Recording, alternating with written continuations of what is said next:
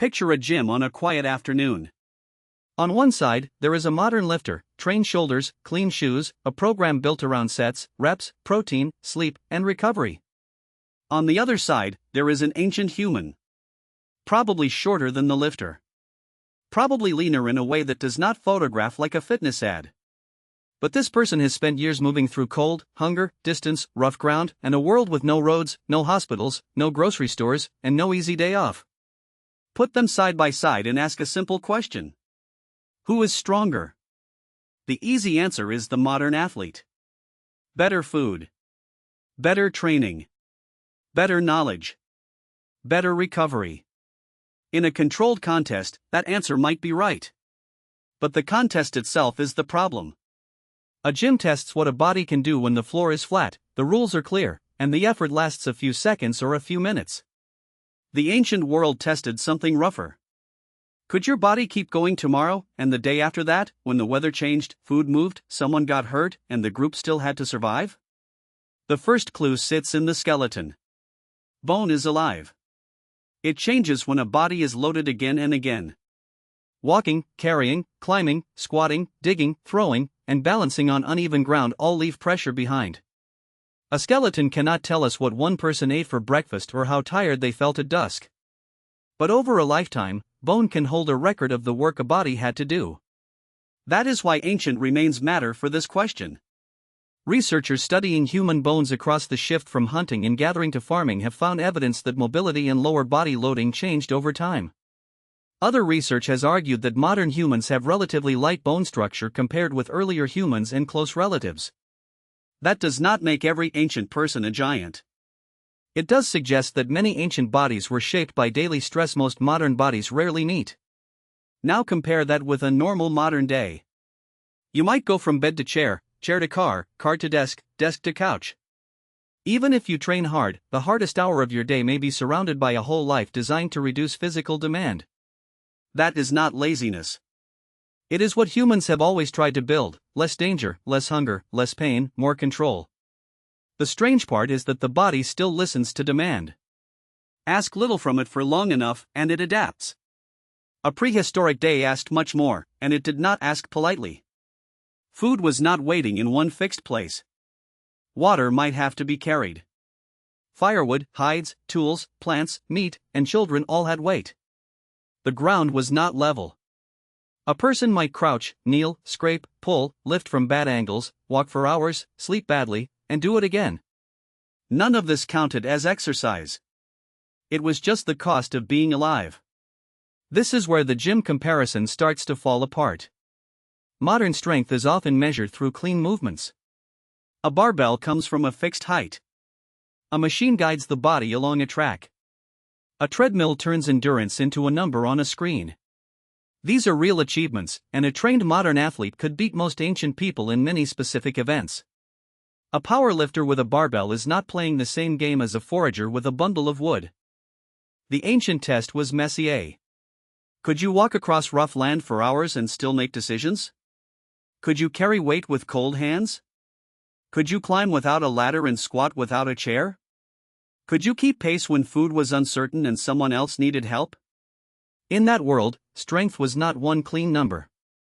It was a package of movement, balance, toughness, judgment, and endurance.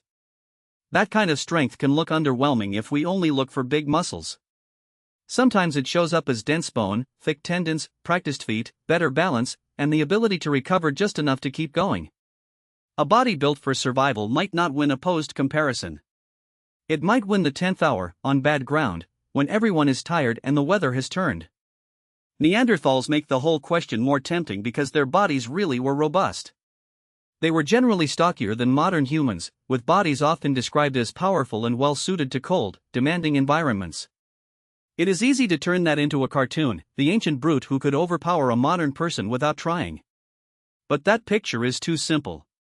Neanderthals were one human group, not a symbol for everyone who lived before us. They were strong in particular ways, under particular pressures. Those pressures had costs. A stockier body can help with heat and force, but it also needs energy. A life filled with heavy movement can build bone and muscle, but it can also grind down joints, break bones, and leave injuries that never heal well. There was no guaranteed surgery after a bad fall. No antibiotics waiting after infection. No physical therapist helping you rebuild safely. A strong body in the ancient world could still be one accident away from disaster. The same caution matters when we talk about prehistoric women and early farming communities. One study comparing ancient Central European women with modern athletes suggested that some prehistoric women had arm bones shaped by extremely demanding manual work.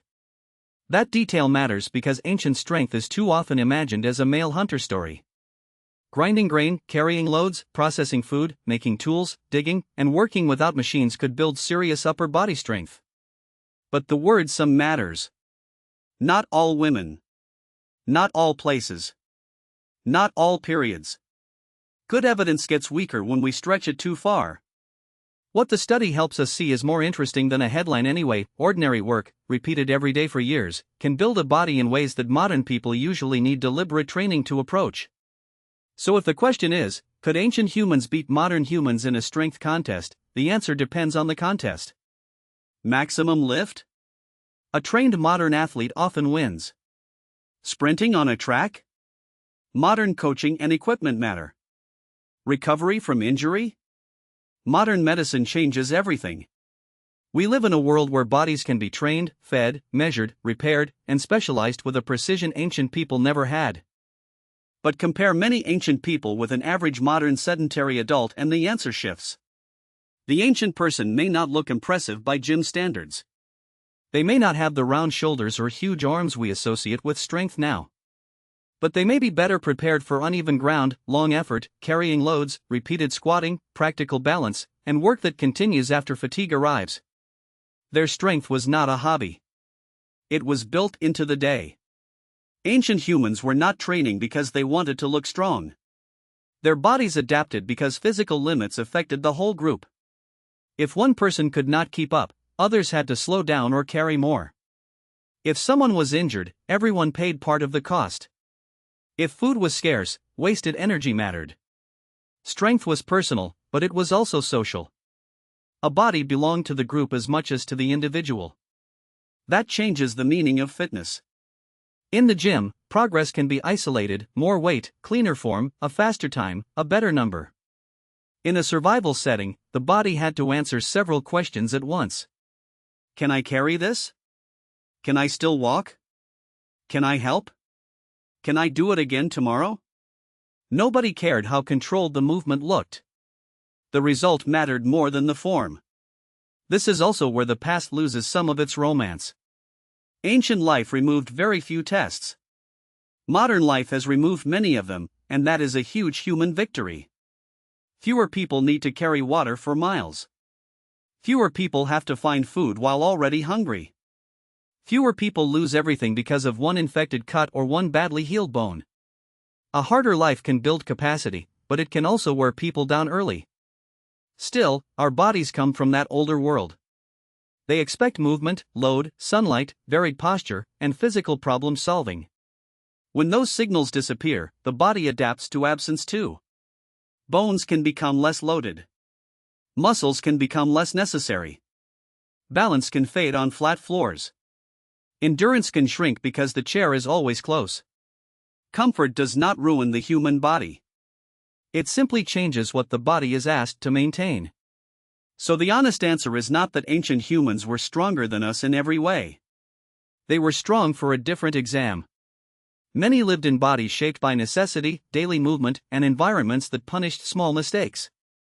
Modern humans have bodies with enormous potential, protected by medicine, food systems, tools, and training knowledge, but often underused in ordinary life. We did not lose strength as a species. We built a world where most of us do not have to prove it every day.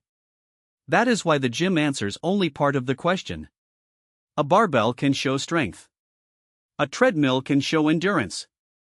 A scan can show bone density. Ancient survival mixed those tests together in cold weather, with uneven food, imperfect sleep, fear in the background, and other people depending on the outcome. The ancient body was not built for a record board. It was built to continue. Were ancient humans really stronger than us? In some ways, probably. In other ways, no. A modern elite athlete may outperform them in specialized tests. A modern patient may survive injuries that would have ended in ancient life. But many ancient people carried a kind of everyday strength we rarely notice now, the strength to keep moving when the world itself is the resistance. That leaves us with a less comfortable question. We traded constant physical demand for safety, medicine, comfort, and time. That trade saved lives. It also changed the bodies we build by default. If you had to choose only one kind of strength, which would you keep? Modern gym power, ancient survival endurance, or the ability to recover when everything goes wrong?